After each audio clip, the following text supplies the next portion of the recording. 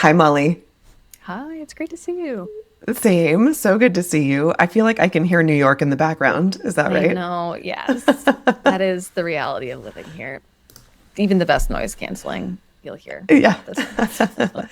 I happen to love it. I lived in San Francisco for many years and I actually miss some of the chaos. I understand, some folks that doesn't do it for them, but when I hear that, I'm like, that sounds like life.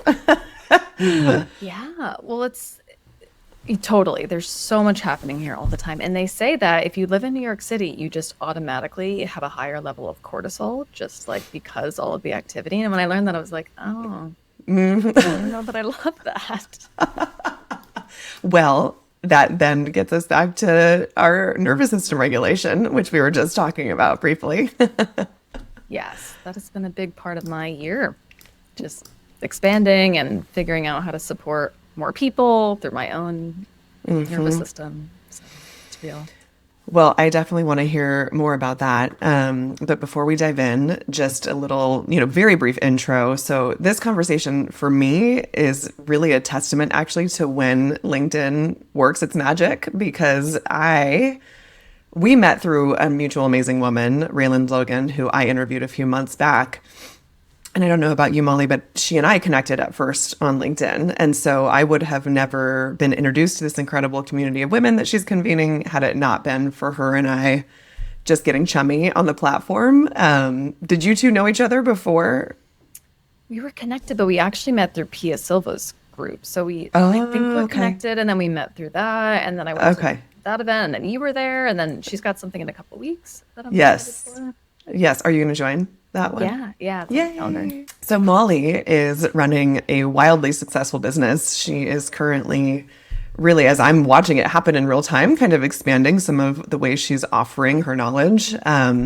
She's an expert and authority in all things LinkedIn, and she helps female coaches, consultants, and fractional professionals feel confident showing up on the platform and helps them get discovered by ideal clients and strategic partners. And who doesn't want more of that?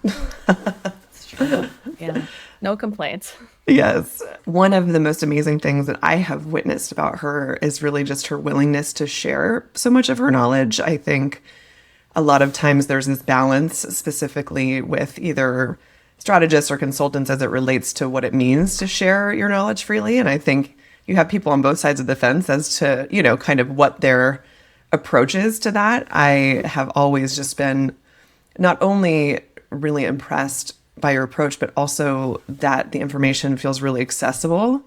It doesn't feel like, oh my God, I have to commit to, 3 months of doing something every day. It's like, it also feels like these are things that you can actually implement in your real life. And that feels very important, I think, to any consultant or strategist or coach because everybody's strapped for time. That's the one asset we don't have typically. And I'm sure we'll link out to all of your incredible work, but I always look forward to her posts. Her newsletter is one of the only ones that I have kept in my inbox. And I recently joined a challenge that she led, which was in partnership with another incredible org, the Prosper Network. And it was just daily tasks to really optimize your LinkedIn presence. And it was, again, just this good routine of being in that practice. So I can't wait to dig in on all the things that you're leading today. But if we can, I'd love to rewind, jump in our time machine and kind of go back to the early days. You've worked independently and owned your own businesses. It feels like through pretty much the majority of your career. Is that right? Yeah, I worked in tech sales for 5 years, and then I took a sabbatical and started a blog. Honestly, like started a blog to start to process my reflections and what I was doing with my life now and my dating life and all sorts of things. And that's what kickstarted this. So I was actually, I don't know that I've ever really shared this. I was going to go back to school and become a nurse and work in women's health. Really? Yeah. Oh, how Yeah. cool. Yeah. I left the finance, tech, sales world, took some time off. I was like, what do I want to do with my life? And so I started applying to schools. And the timing is crazy. It was the end of 2019. And I couldn't get into this one class because it was a very last minute decision. And I couldn't get into the one class that like kickstarted my sequence. And then the pandemic started and I was like, wow, good thing I didn't go into healthcare. That was the universe looking out for you on that one, I think. Yeah, I almost did a huge pivot. I mean, I think I still, sometimes I'm like, should I go back and do that? But yeah, I've been on such a health journey. I clearly love working with women and supporting them. And I've had amazing support teams and care. And that felt like a really smart thing, but I couldn't get into that class. So I couldn't, because health science classes are so specific and I like couldn't get into that one that I needed. So yeah, that's so happened. interesting. Yeah. It's so funny you say that because I definitely have had those moments. I too have had some really incredible, I've had like, you know, several pregnancies that were not the easiest, and the post care that you can receive when you are with an amazing team. I literally was like, they are angels on earth. I am so in love with all of them. And it is such a special vocation. And I think it really does require a special person. And clearly your through line that I'm starting to already recognize is your care for people and your desire to hold space for them. So it's not surprising, I suppose. Yeah, but I haven't really talked about that. I should write about that, actually. You should. Absolutely. I would definitely read that.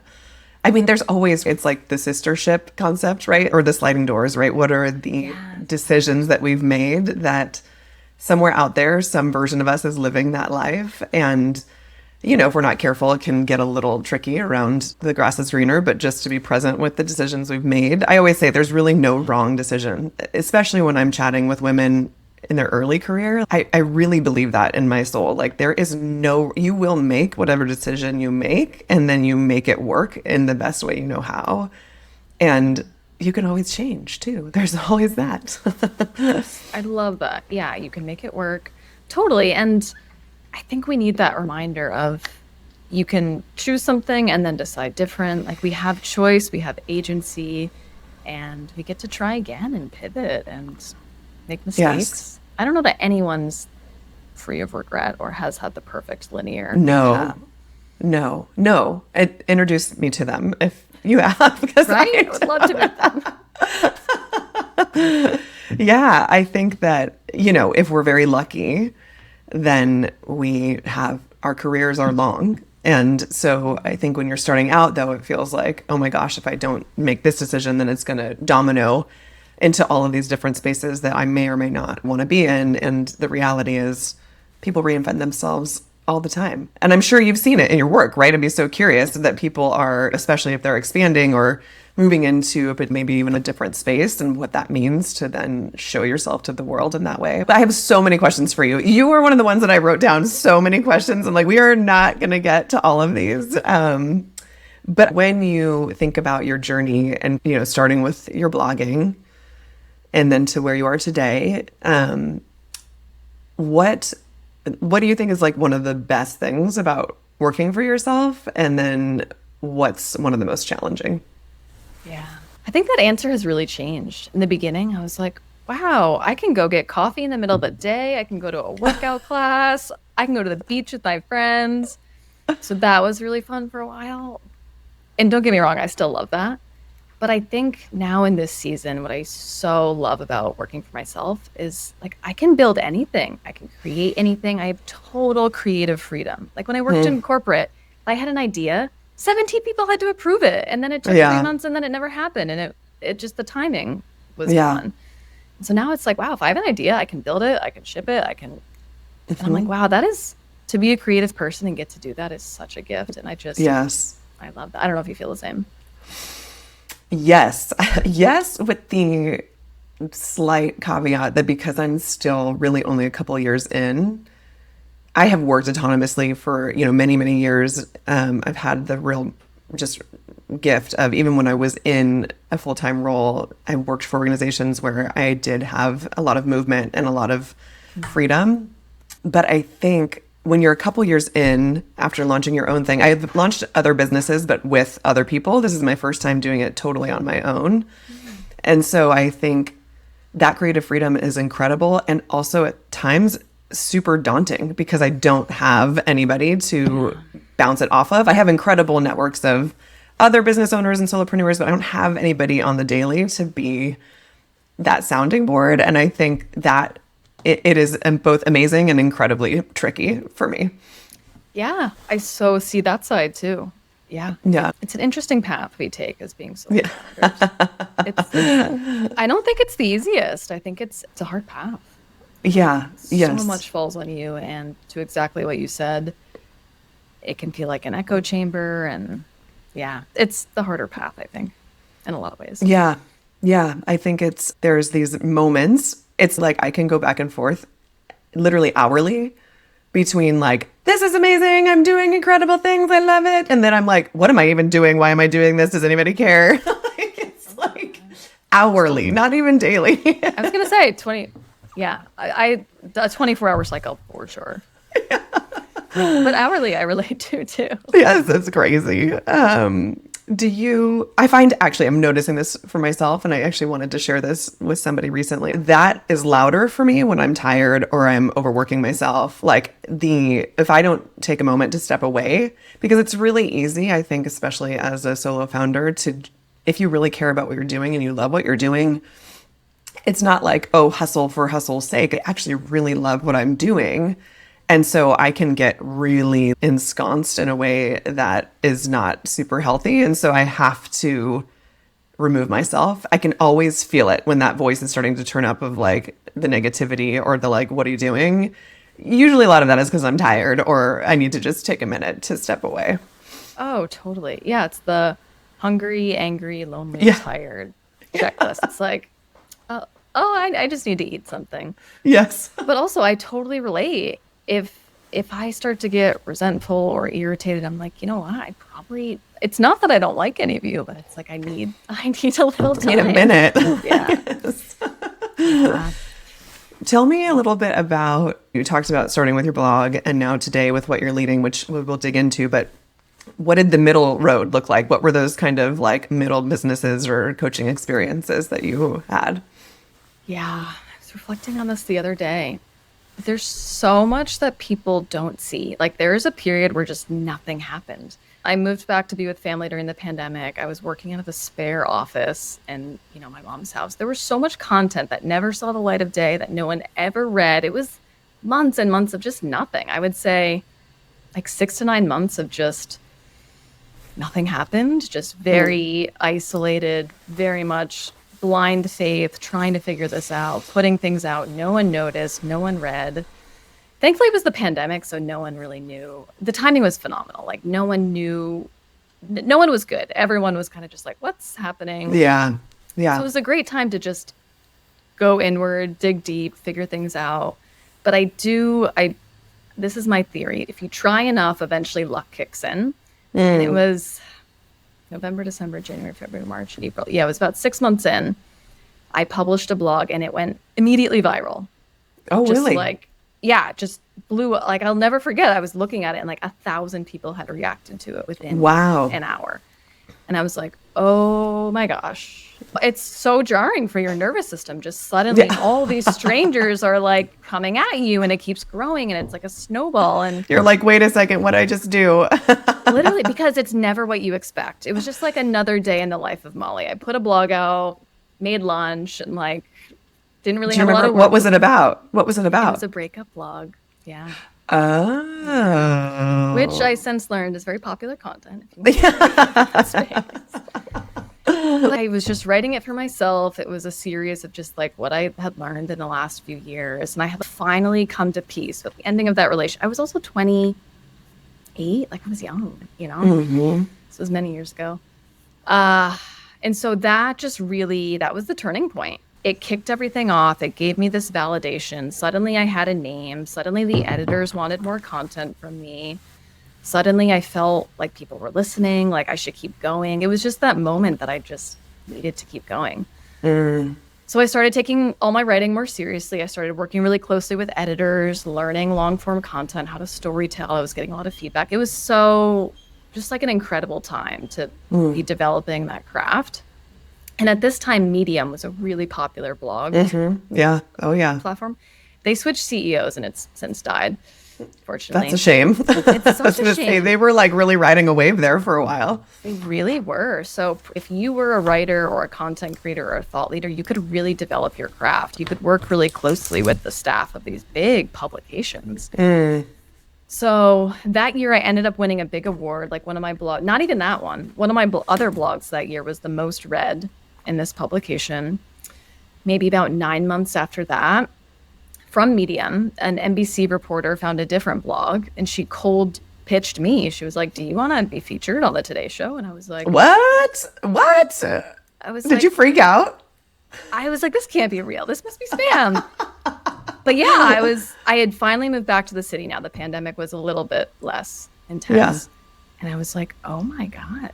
And it wasn't even the most popular. It wasn't the viral one. A lot of Interesting. She found like a way more niche kind of undercover blog. And so that was a wild experience, getting interviewed by a journalist at a major publication. I had no media training. No one prepared me.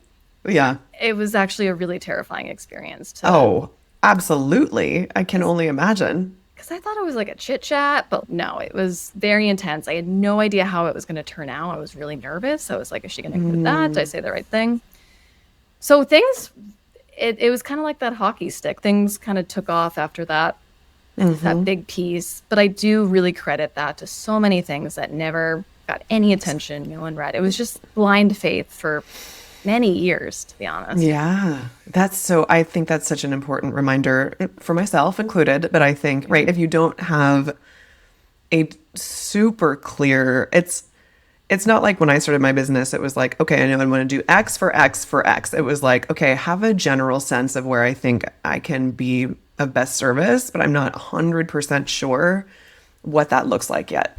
But the blind faith comes from, but I know I'm going in the right direction, and I know I have a point of view, and I know that I want to be building something, and that alone is enough to carry me. But I think it's really hard sometimes when you do feel like you continually, are putting yourself out there. And I think particularly, and I'm so curious, specifically since you also support women, do you feel like women have a difficult time allowing themselves to evolve publicly? Like what it means to be putting yourself out there in that way? Oh, totally. Totally. I don't want to discount. It's very vulnerable. It's very vulnerable to let people see you in all stages. I think transition or when you don't have that total clarity, or if you haven't landed on the other side, I think that's the hardest part. I think putting something out there and not knowing how it's going to turn out, and then knowing you're going to be responsible. Like, what if this doesn't work and I've now built this and it's a really real risk? And I tell women, yeah, it might not work. I've had that happen. Yeah. And then you have to share about that. So it's I think of it like dating, or partnership, marriage. To love, to put yourself out there, you're going to get hurt. 100%. Yes. Someone's going to hurt your feelings. Yes. Yes. And you have to, I like that you just said that, because I think it's also, my husband and I talk about this all the time. Like, we choose each other every day. You have to choose each other every day. And I think it's the same with a business or building content or choosing storytelling or whatever it is. You have to choose it. It's an active choice. It's not something that just happens, right? And so, you are inherently making yourself vulnerable by saying that you want something out loud. That can feel really scary. You've talked a lot about community and how important it is to build community. What are you seeing that people are really seeking from community? Yeah, such a great question. Yeah, I'm in many. I recently launched one, and the response really took me by surprise. People really deeply in our wiring. Sorry, the sunlight. We got some sun. People really deeply in their wiring just want some place to belong and feel included and know that they can show up somewhere. I think, I think especially as solo founders, just having an outlet. I think communities, our needs for it change in seasons. If you're in a big transition or going through something, you may just really want a lot of support. If you're really busy, it might feel really noisy. So I think My friend Sylvie and I talk about this a lot, how seasonal community needs can be. But I think it's knowing we're not alone. It's knowing that people are out there. It's knowing that people are listening. It's knowing that there's support, like a Slack message away. Yeah. I think also, I think about this a lot too. I think we both need to be surrounded by people a little bit ahead of us that are expansive and show us what's possible. And then I think we want to mentor and give back to people that are not quite there yet. So I think like a good community kind of lets you have both. Yeah. I love that. I don't think I ever would have thought of that, but I think you're totally right. Like, because yes, we are compelled, especially if you're a service provider of any kind, right? It's like you are in some way, shape, or form looking to provide in some way. And so to have that ability to mentor or develop or lift up. Tell us about the community that you launched and what's it all about. Yeah. So my whole work is getting women more visible, specifically on LinkedIn. It's a very male dominated and quite a microcosm of the bigger systems that exist. So I want to hear more about that. So tell us about the community and then we're going to get back to that. And so I just think being a woman and selling or promoting yourself or sharing more vulnerable things or flexing your credibility, I think is uniquely intimidating and vulnerable. And I just didn't find there was a specific space for women creators on LinkedIn, the platform. I've been in LinkedIn communities, and I kid you not, I had to go to so much effort to find the women. There would be like 600 people, and like maybe 20, maybe 5 were women. And so I would literally... Really? Oh, interesting. Yeah. So I would have to find the women. And just because they were another woman, I was like, do you want to connect? You're a woman. I'm a woman. And so... But the bar of similarities pretty low. I know. So I think, again, LinkedIn will test you to all varying degrees. It's a ruthless algorithm. You can either get amazing feedback or you can get a lot of crickets or crickets. Especially AI. Like I've posted some AI content recently, and the people that have come for me are just really. I think we're just in an increasingly polarized time. So to have somewhere where you can go and vent and be like, hey, this post is getting a lot of feedback. I don't know what to do. Or be like, hey, I'm really excited about this, or I'm really nervous to launch this. So it's really a space for female content creators that want to be using LinkedIn. And it's going great so far. A lot of different strategy trainings and ways to just uplift and support each other. But also I'm really, really big on the power of strategic connections on LinkedIn. It's a social graph algorithm. So it's so important to know the right people, be interacting with the right people. So I've kind of created it in a way that there will be a pathway to your ideal clients through the other members in the group and helping them really think through who they should be best engaging with and getting to know. So that's a so really big cool. premise. Yeah. No, but for somebody that knows the platform as well as you do, I think it's almost like the first step for some people has to be like, just get comfortable with doing it. Just get some kind of habit down, which for me, and I'm sure for others, was the hardest part. It was rip the Band-Aid off. I mean, I went through a coaching program that they were very, very clear on, if you don't create your brand, somebody else will for you. And you need to be thinking about what your intention is and whatever your platform is. LinkedIn was one, but their argument was always know where your audience is, of course, first. But if you're choosing LinkedIn, then like you won't know necessarily what's hitting all the time, because it's also not the way everybody engages on the platform. I have to remind myself that, because I've now been doing it enough to where I'm like, okay, I've seen the ebbs and the flows. I've seen like when I'm somehow in the like good graces of the algorithm. It's crazy. It's so crazy. But I will say, and I don't know that this is true for everyone, but I actually kind of like the ebbs, because it then allows me to know I get to experiment a little bit more. And there's 2 people that are seeing this, so like it's okay. It's like there's a little bit more room to get a little wild, I think, in my mind, because inevitably it'll flow back at some point. So are you seeing that women... Well, I guess another question for you is, when you say content creator, like you created a community for content creators, but What do you mean by that when you think of it? Because I think sometimes folks think that means you just, write all day or you do whatever. What do you mean? Yeah, it's a great question. I think of it as you are putting your thoughts out there, your expertise out there, you're sharing frameworks, your thought leadership, your beliefs, you're creating that into consumable content to grow your business. Which I kind of argue that you have to do now. You have to, people need to know where you stand and what you believe in and what your work is. And you do have to be a little exceptional in 2025. And so being able to demonstrate that through public facing mediums, content, I think is increasingly important.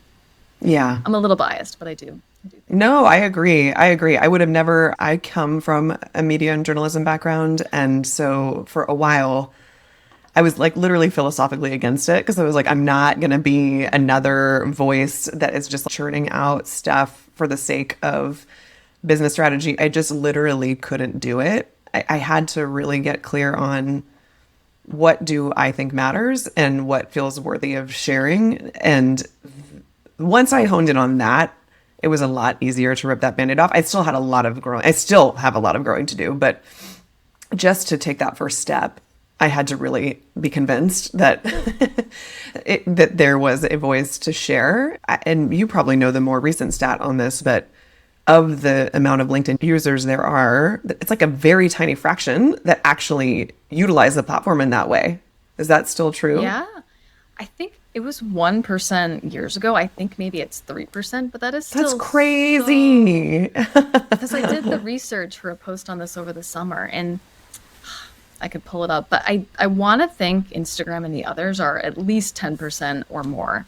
I don't know if it was quite 30. I've got it written somewhere, but yeah, LinkedIn is by and far the lowest because I just think it's that much more intimidating and people don't really understand how it works. And Yeah. there just are norms and better ways to how I would write a story on LinkedIn versus Instagram are so different. And I think that's really fun. I think it's fun to find the puzzle of like, here's what we leverage here, here's what we leverage there. I don't know that everyone sees it that way, but it's low. I think there's still a lot of opportunity.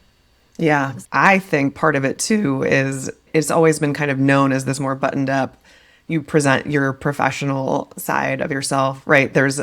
So this idea of sharing outside of just what the more buttoned up version of yourself is can feel quite foreign, I think, for folks. Totally. I won't lie, there's a lot of landmines you kind of have to navigate and know what to. Yeah, and everyone has a different definition of professionalism and Totally. what's on brand for you on LinkedIn might not be on brand. It's easy to overthink. That's what I will say. Yes, something I am really good at. Same. When you think back we'll come back to so much about LinkedIn, I'm sure, but when you think about your early days, we talked a little bit about how your vision of what it means to be a solo founder has shifted a bit over the years. But when you think about your idea of success, if you rewind back to those early days and what your vision of success looked like, has that evolved over the years to where you're at now? And what does that look like? Oh, that's such a great question. Yeah. As a starting blogger, I wanted to be in Cosmo. I wanted to write a book. I wanted to be a New York Times bestseller. I wanted the multi-million dollar business and to be leading giant retreats. And I do not want those things. Some of those I want. And I pitched Cosmo so many times. I probably pitched them like 50 times back in the day. Cosmo, if you're listening, are they still around? I don't even know. I know, right? Are they? I haven't thought about that magazine as well. I've had to do a lot of unlearning from growing up with those magazines, by the way. Right? I was just at an event and we were talking to a stylist was there and she was like, so many of my clients come to me with Cosmo conditioning. They read it. Oh my God, Cosmo conditioning. That's brilliant. I'm going to be thinking about that now. Yeah. But I think when you're a nobody and you're trying to find your way, that like validation. The pedestal. You want it. And now I couldn't want anything more opposite. Like I feel so now now what I'm really seeing through launching this community and getting to work with so many different people and get to be involved in their business, like just the impact, like that word was thrown around so much, but now I'm like, wow, the impact just really feels great. That's what I want. Mm-hmm. And I want that at resonant scale. But yeah, I really wanted to write a book at one point. We'll see if that ever happens. But I don't, those external Yeah. things, they don't light me up anymore. Really, in my heart, what's important is, improving my craft every day, writing, creating. Service is a huge value of mine. So teaching is really important, and being generous. And I found that a lot of those, like I said, I have some really great media. And so much of that did not come from striving and trying to get it and pitching. It came from being myself, being authentic, being generous. And it all worked itself out.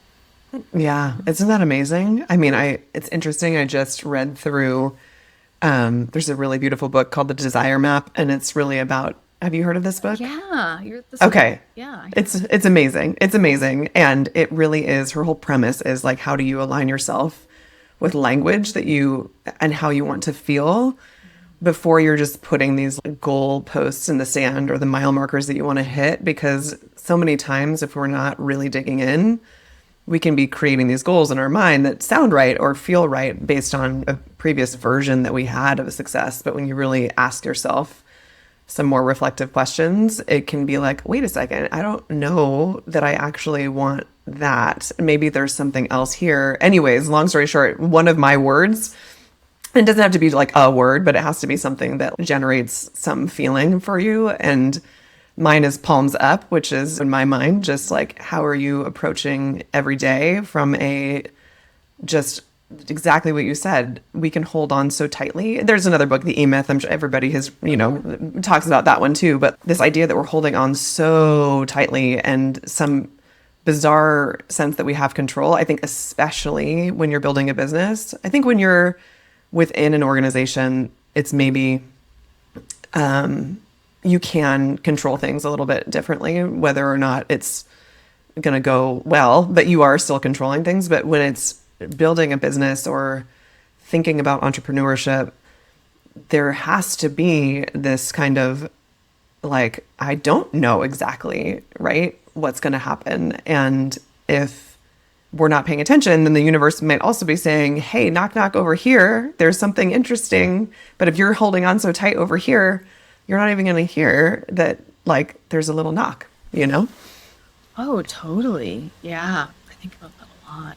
And they say it all the time, like, let go of the how, let go of the how. I know. I know. But now I So really hard. get it. I'm like, oh, if I hold loosely this vision and keep taking action and keep showing up and keep, in my case, being generous and helping and being of service, it all works itself out. Like, honestly, so many of my visions came true for 2025.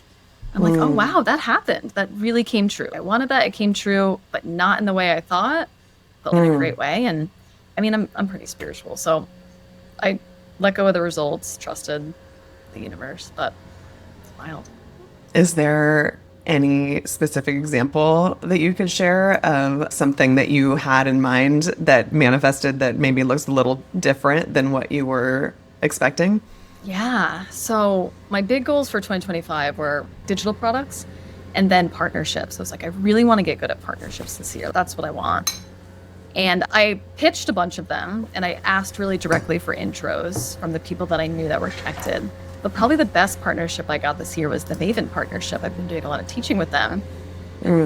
And that one came so organically in a way that I never would have expected. Like, I launched something and then someone on their exec team reached out and I was like, oh my gosh, this is the exact partnership I wanted. Didn't know that was how it was going to look. And it totally, and it's just taken off my business in ways I couldn't have imagined. Really? That's amazing. Yeah. So it's truly, over the summer, just the visibility that partnership and platform brought in, I account for so much of my growth in the last quarter. But it just came completely organically through just doing what I love and just showing up and being involved in places. And there it was, 8 months into the year. Yeah, that's amazing. That's so cool. I was just talking about this with the last woman I chatted with.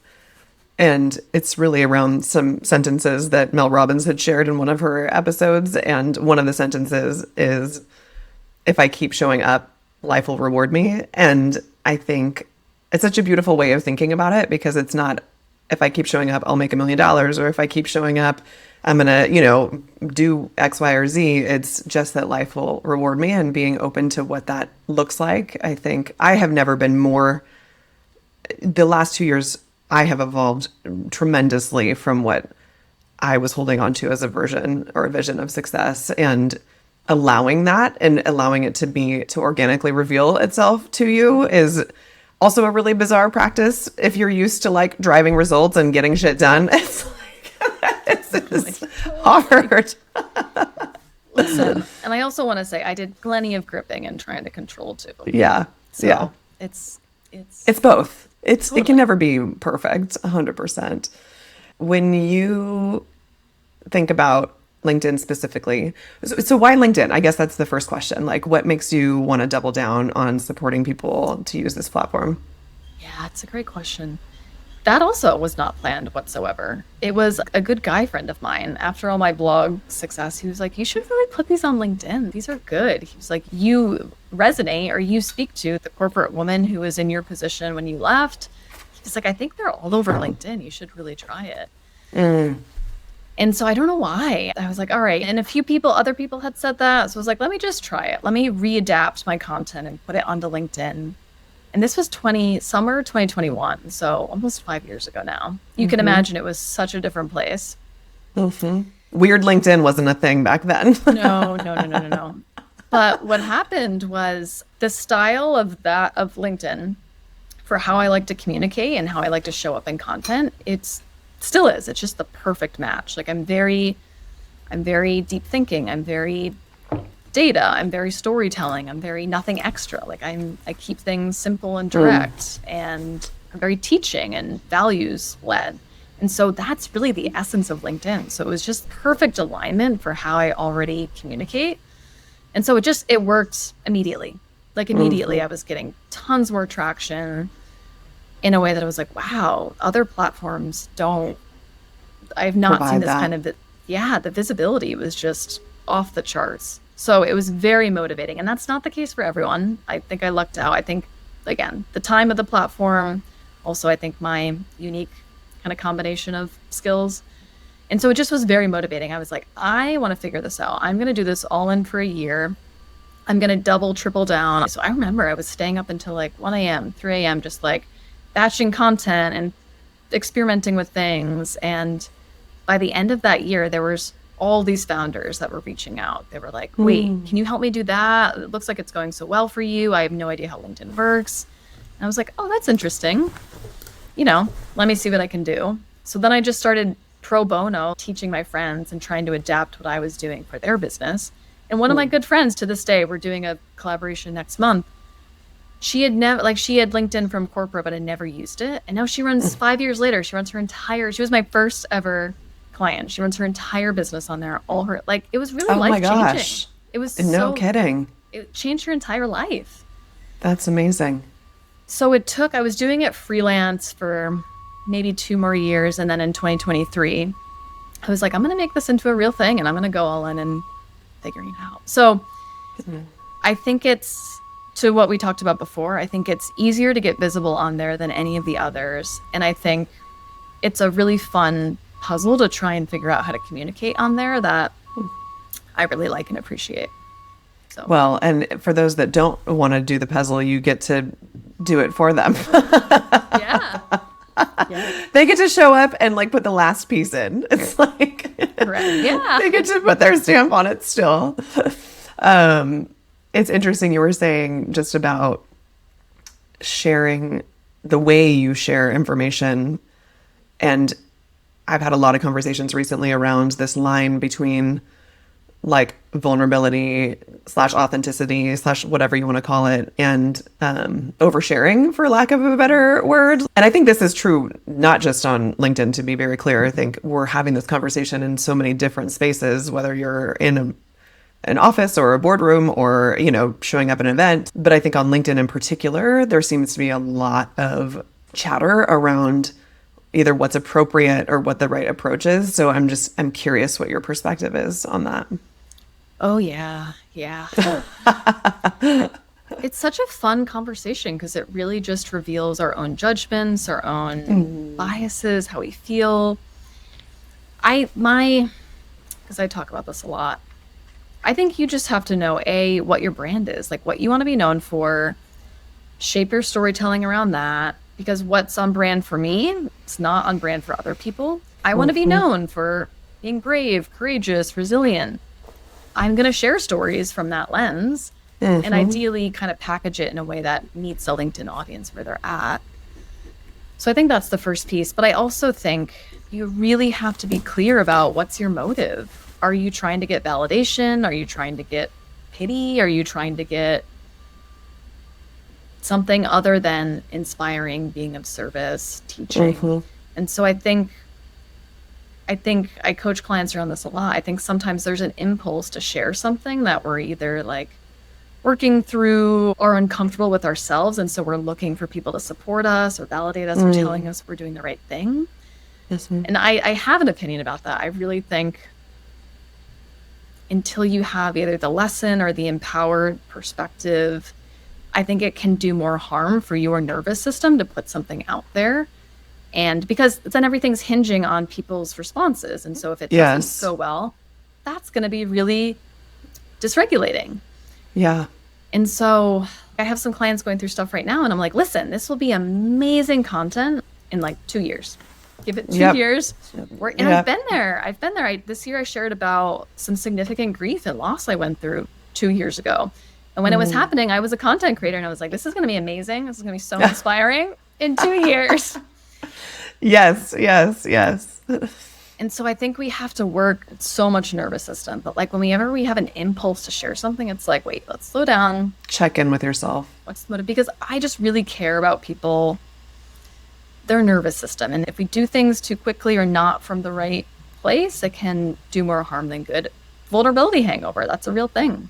So there's so much to this conversation. But I hope No, I love it. The coaching program I went through, Alana Golan, who founded it, she's incredible. And she talks about that a lot. I mean, so much of her story is based on losing it all, starting over, right? But she's like, I could not have told that story when I was going through it. She says your scars have to be a bit healed before, you don't want to be opening up that wound. And that is not, there's other more appropriate places, hopefully, to be sharing that, right?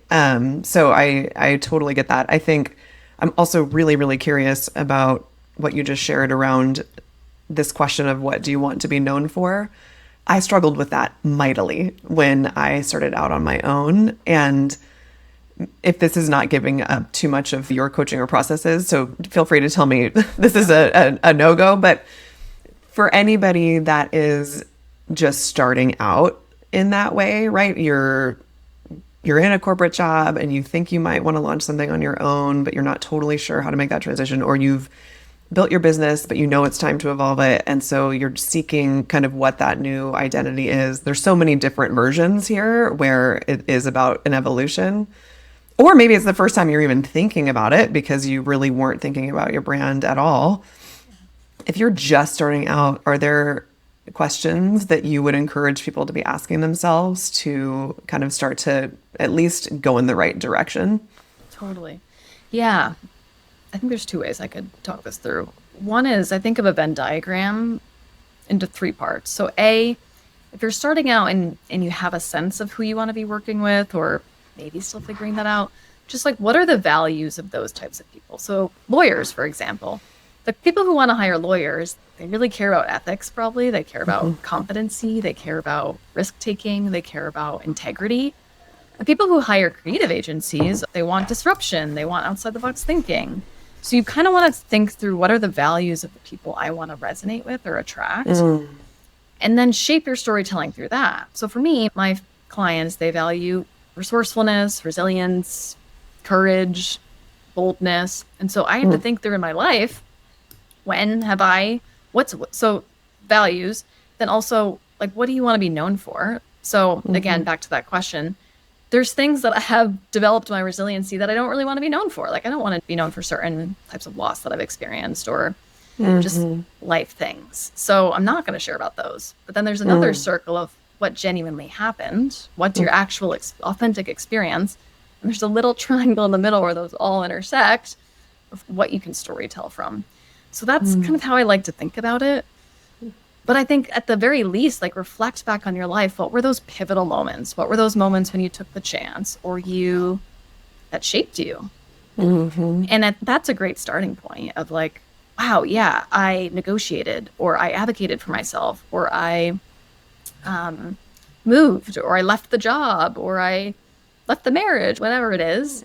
That can be a good starting point. And then thinking about the takeaway from that. So if I left the job, or I left the marriage, or I negotiated, like, what's the thing I want people to get from that?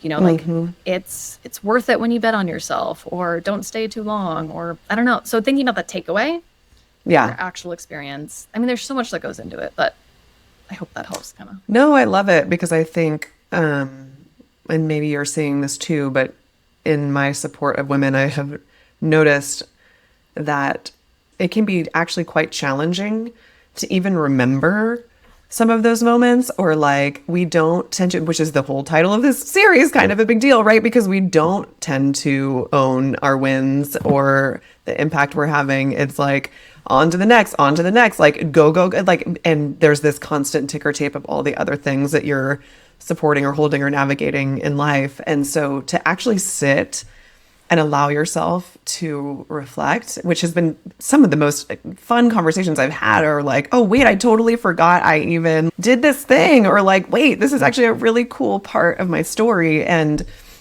I think we really don't allow ourselves that very often. And so to even start that practice can feel clunky at first, honestly. You're like, I don't know, like, what have I done? I just did the thing. And you're like, no. All those things, those stacked up to get you to where you are today. And there's so much wisdom in that. And I think that we don't do that a whole lot. So Totally. Yeah. Honestly, the best content creators, just, they have good memory. They're good at recalling. Yes. They're good at going back into the archives, and like, they were present to their own experiences, and can, like, I think journaling is great. Totally. Having someone hold that space for you and be able to listen and ask the right questions is invaluable in my experience. I have two questions I'd love to end with. One is, I was asked this question at a recent meetup, and I thought it was brilliant. What is something that has shaped who you are as a leader that would not wind up in your resume or bio? Oh, man. That's such a good question. And you can think about it. If you don't have, like, that one for me, I was like, oh, I have to really sit with that for a minute, because there's so many things that could have led to who we are today. But if there's anything that comes top of mind. Oh, man. You know, I don't know if this is quite it, but I'll try and answer it. I think the leaders who showed me grace when I was kind of a torpy 20-year-old. Because I had a lot, like, my early 20s. I'm like, oh my gosh, I was such a... Isn't it crazy to think about? And you know what? I had a boss who was like, Molly, this is such a dumb thing you're doing. You handled this. Oh, I should write about this, actually. He was like, you handled this terribly. You shouldn't. He was like, I do not recommend you ever go through life and do this like this again. And we appreciate you. We love you. I can see your potential. You're amazing. You're good at what you do. So just, like, being shown grace when I was just awful. And now I look back and I'm like, God, what a leader that took. A leader to be like, oh, kidding. Yes. You suck. I hate you. This is a terrible decision that is impacting our company. And I'm going to show you grace and wish you the best. And I should really write about that. I have many experiences in that, because I was 23, 24, 25. My brain was not developed. I know. Isn't it wild that we're out there making decisions when we have zero business doing that? Well, that company I worked, it was a startup. It was like a $800 million partnership that they put me in charge of, because Wow. there just weren't enough That's how it is in startup world. You just get thrown totally. in. And I look back and Yeah. I'm like, I was 23 years old. Two huge multi-million dollar decision makers. And you thought that was a good idea? It's so cool, though. I wonder too, I've thought about this for myself a lot. I was thrown into the deep end a lot over the course of my career, just like things I had zero business doing or leading. And I actually look back now and I think a few of the folks that were putting me in those positions were doing it on purpose in a good way. It was, hey, I know you can handle this, but if I tell you X, Y, and Z, you're going to overthink it. Just get in there and you're going to have to like sink or swim. And I wonder how much of that too, even just being in those spaces at such a young age, helped shape, right? Like the way you show up in your presence and your leadership. Totally. Yeah. Yeah. I just respect managers and leaders who deal with younger people. Like, oh my gosh, no kidding. I know. Which is why, yeah, I don't want to do that. I know. Okay, last question. That I ask literally everyone because, and the answer can be, it's so different based on who I ask. And it really is for a today answer, not for a forever answer. But because so much of my work really is focused on as you're evolving into what's next, you're starting to think more and more about what is the impact you're trying to have? What are you trying to build? And honestly, it's really like, what is the legacy that you're trying to leave? It's a kind of beautiful thing that we're constantly working on and building in real time. So I ask everybody, what does building a legacy mean to you? Oh boy, that's a good question too. I mean, not to be so practical, but I think just like what you want to be remembered by, what you want to leave behind, how you want, actually, maybe this is it, like how you want people to feel when they think back on you. Do you want them to really admire and feel like you inspired them to do something, or you courageously did something, or you shifted a perspective, or you created something new? I think, yeah, how people feel about you when you are mentioned. I think that's maybe how I'd put it. So how would you want people to feel about you? I really want people to know that I have their back and like I'm in their corner and I see the best in them and I see their potential, and just so fiercely want them to own all parts of themselves and feel confident, stepping out and being courageous, and that I have their back. If it goes badly, I have their back. If it goes great, I have their back. And just knowing that unconditional support for their work and their gifts. Yeah, heck yes. Yes, I feel that from you, and I barely know you, so I feel like you're doing it. All right. I'll take it. Thank you. You're amazing. Thank you so much for spending some of your time. I know you have a crazy amount of things going on, so this is really a gift to get to chat with you. This was such a treat. You're a fantastic interviewer, and like what a cool conversation we got to just have. So thank you for facilitating and holding space for it. I can't wait to see you over a glass of virtual champagne in a few weeks. But if not before then, in the meantime, we'll see each other online too. All right. Good to see you. Bye, Kristin. Talk soon. Bye.